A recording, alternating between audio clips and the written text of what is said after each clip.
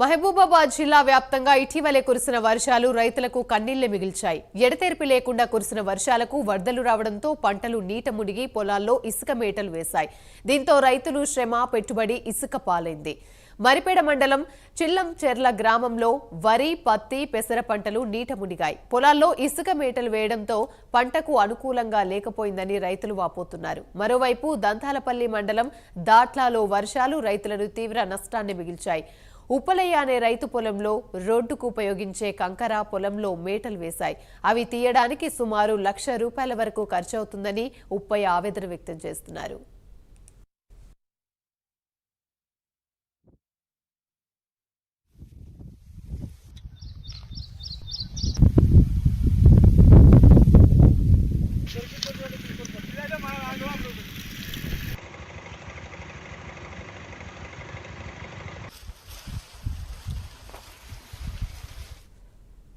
వర్షాలు, వరదలకు నష్టపోయిన తమను ప్రభుత్వం ఆదుకోవాలని రైతులు కోరుతున్నారు. సర్వే చేయించి బాధితులకు పరిహారం అందేలా చర్యలు తీసుకోవాలని డిమాండ్ చేస్తున్నారు.